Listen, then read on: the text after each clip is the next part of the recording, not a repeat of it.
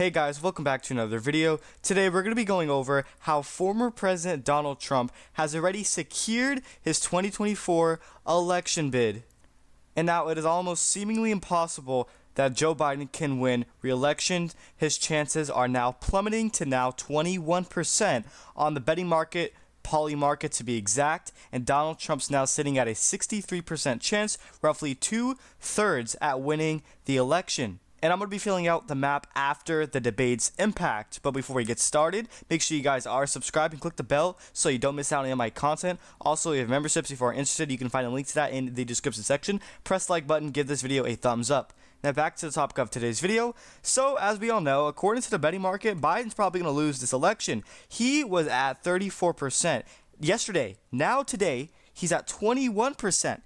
And believe it or not, surprisingly, Gavin Newsom, who is not even in this race, his numbers are rising, basically replacing Joe Biden, which even Democrats or members of Joe Biden's own party are suggesting. The Biden campaign has specifically stated after the debate today that he will stay in the race and he will be on the ballot in November and he will not be stepping aside and he will not be replaced. They made that clear, and they even said Joe Biden is looking forward already to the second debate, which I'm not sure is going to happen. So clearly, even though members of his own party want him to resign, Joe Biden is going to stay in this race. Members of the left-wing media, not only right-wing media like Fox News or Newsmax, but even CNN, MSNBC, and others are saying that Biden had a terrible performance, and even CNN came out with a headline saying Biden's disastrous debate pitches his re-election bid into crisis, basically, lowering his chances or likelihood of winning re-election, which is now at 21%, according to Polymarket. Lowest it has ever been and the highest for Trump at 63% it has ever been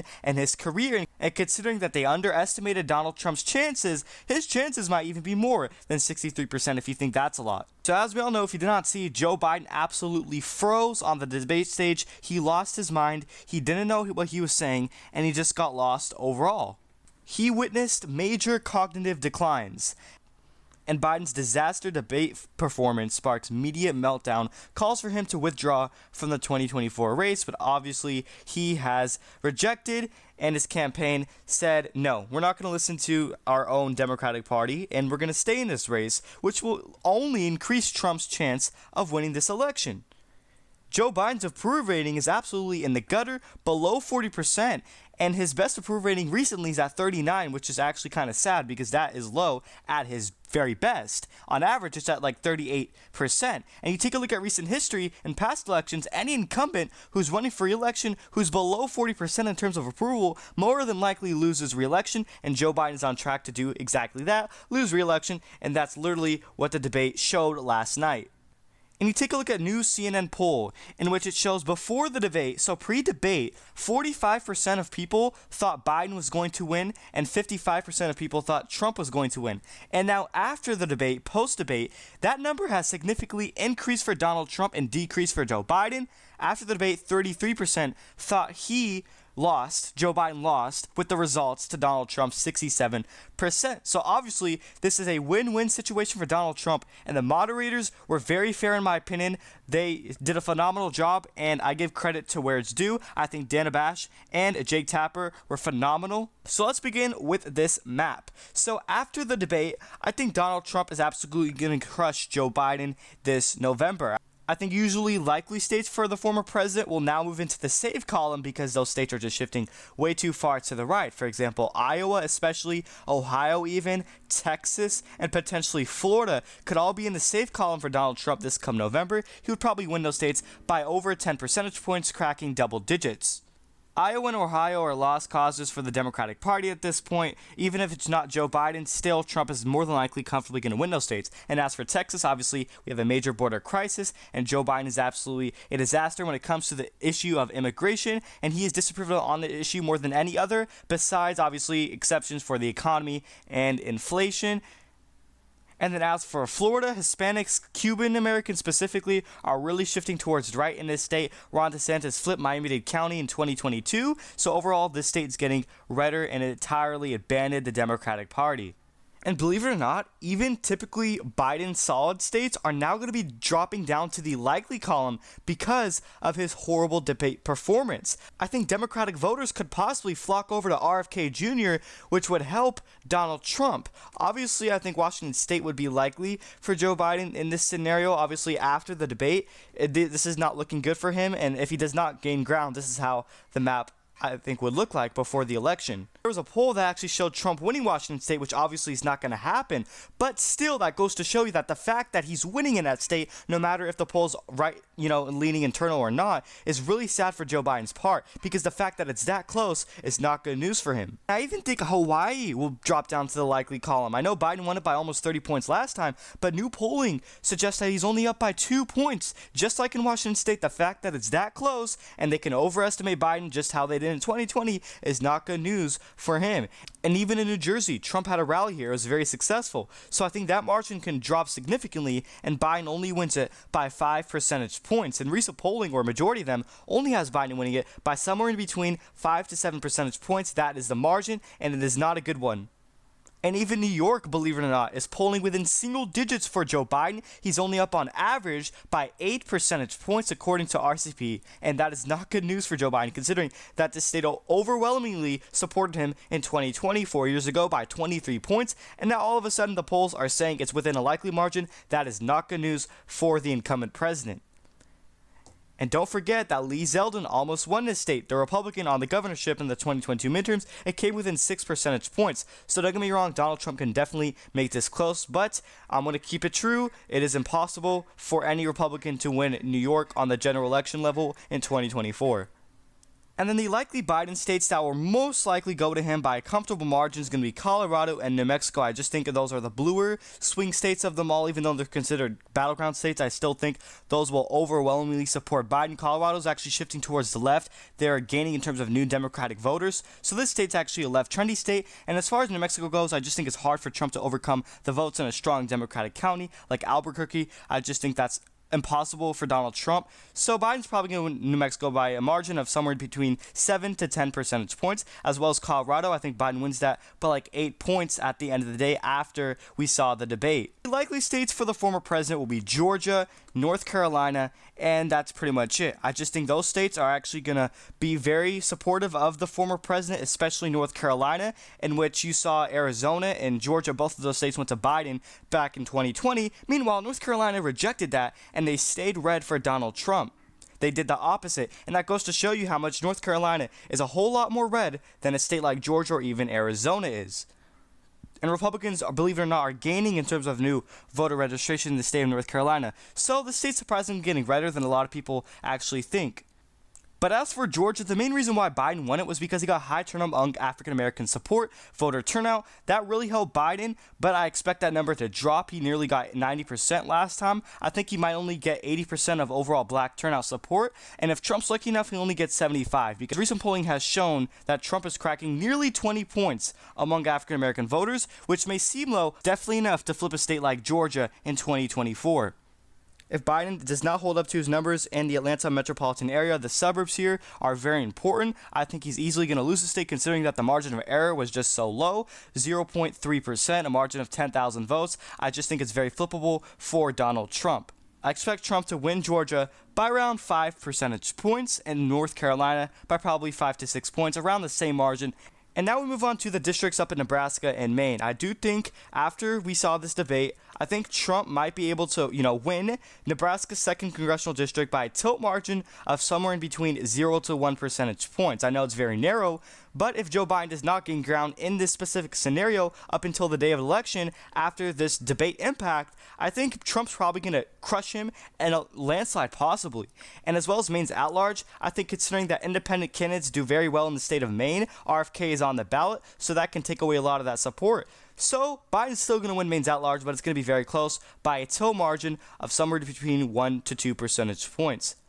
I think if RFK gets a high vote share in the state of Maine, which he probably will because they favor independent candidates, I think that can narrow up the margins in Maine's at-large, and it will only hurt Joe Biden in the long run.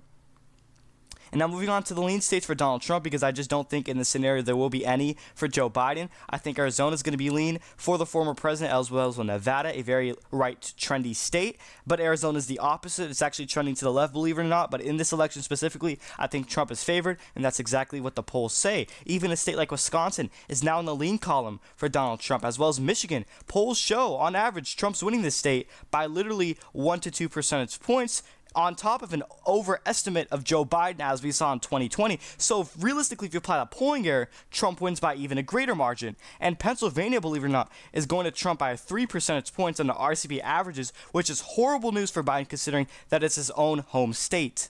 So starting off with Nevada, I think if Trump is able to flip Reno County or Washoe, I think he's on track to win this state. And if he's able to appeal a lot of that support away from Biden in Clark County, the Vegas Strip area, I think that's the only thing that's holding Trump back from realistically winning the state. It's the only Democratic stronghold county in the state of Nevada overall entirely. I think the Hispanic vote can be key to a Trump victory in this state if he can gain among that group. I think that will probably hand him the victory in this state. As of today, Trump's going to win Nevada by 4 percentage points if the election was held today. And as for Arizona, another border state, this issue alone is bad for Biden. He's not good on this issue. So considering that, I do expect Trump to win the state of Arizona by roughly 3 to 4 percentage points if the election was held today after the first debate.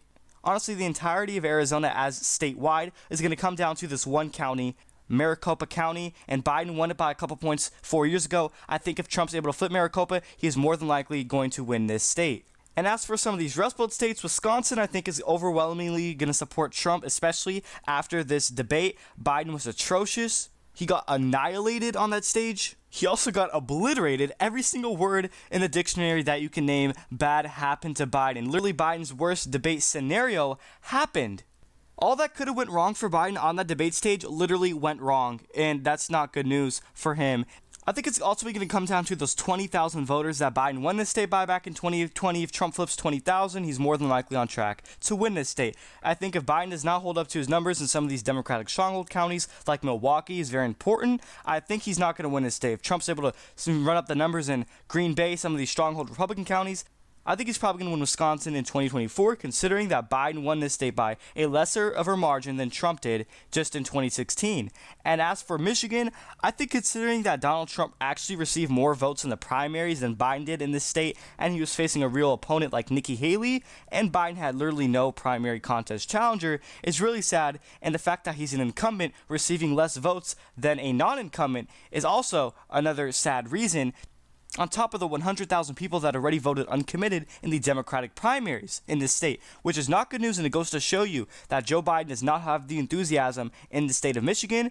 I think when it comes down to Detroit, honestly, the black turnout will be key for a Biden victory in this state, as well as suburban women. I think issues like abortion, if that matters, which is probably not, because this is a general election, not a midterm, might be able to win this state. And keep in mind, he got endorsed here by the governor, Gretchen Whitmer, who is very popular, so that alone might carry him to a possible victory. But is it? That's the question. I'm not quite sure. Now, Biden did win it by nearly 3 points, which it was the bluest Rust Belt state out of the most important 3 in the 2020 election. So maybe realistically Biden could win this state, but considering what happened in the primaries, he received less votes than Trump, and 100,000 people voted uncommitted against him. I think Trump's probably going to win Michigan in 2024, especially considering his overall debate performance. I think Trump wins Michigan by 1 to 2 percentage points, a lean margin, if the election is held today. And as for Pennsylvania, I think it's going to come down to Erie County. That is very important. Biden won it in 2020, but Trump did in 2016, so that's a very swing county. If Trump's able to perform very well in Central County, I think that will be key to his victory in this state. I think Trump is more than likely going to flip Northampton County. It only went to Biden by 0.7%. That is a very flippable county for the former president. And Biden does not hold up to his numbers in some of these stronghold Democratic counties like Philadelphia and the Pittsburgh suburbs. The suburbs are very important. I think that's what could decide this election. Then Trump's probably going to win this state in 2024, and that's exactly what the majority of polls are suggesting. It's going to come down to the hard-working class, those blue-collar workers, the union workers, and if Biden does not do well with them, especially the undecided voters and the independents, I think Trump is probably going to win the state. Also, college-educated voters are very important to a Biden victory. And then as for the tilt states, I think Trump's going to win Minnesota after this debate if the election was held today. and New Hampshire, as well as a state like Virginia, in which all majority of polls are showing that it is very in reach within the former president. A victory for him is very possible in all of these three tilt states. But as for Minnesota, I think the reason why Biden won this state by so much in 2020 by 7 percentage points was because of the BLM momentum. We don't have that factor anymore, and that's what really pushed those suburbs here in Minneapolis to the left. And so considering we don't have that momentum for Biden heading into this election, I think Biden's probably going to narrow down the margins, and Trump might be able to win this state. And there's a whole lot of factors that went in favor of Biden in 2020 and are no longer anymore in this election for 2024. For example, obviously we don't have that BLM momentum that Biden had. That's one factor. We have more third-party candidates. That's what limited Trump in 2020. That's another factor. Also, we don't have the major celebrity endorsements that help Biden. That's another factor. A lot of them regret endorsing him, or they won't, and some of them actually endorse Donald Trump. But as for Virginia, Trump got endorsed here by the governor Glenn Youngkin, who is very popular, currently sitting at a 56% approval rating, so that alone can already sway the race in favor of the former president. And recent polling has showed this state very close, a tie actually, 42 to 42% between Trump and Biden. So I definitely think Virginia is very in reach for Donald Trump. And as for New Hampshire, this state is an anti-incumbent state, so that one factor alone could already sway this race in favor of Donald Trump. And he actually almost won his state back in 2016. Hillary Clinton only won it by a margin of like 1 percentage point. So that is very winnable for Donald Trump. So after the debate, if the election was held, today, and if Biden does not gain ground up until November in a scenario, Trump's going to win with 340 electoral votes to Joe Biden's 198, sending him off to retirement, which is where he belongs. So let me know your thoughts on the map in the comment section down below. What states do you agree with or disagree with, and why? And one last final reminder before I close out this video is to subscribe, as we are approaching 3,000. Click the bell so you don't miss out on my content. Also, we have memberships. If you are interested, you can find a link to that in the description section. Press the like button, give this video a thumbs up. Thank you everyone for watching. That is pretty much it.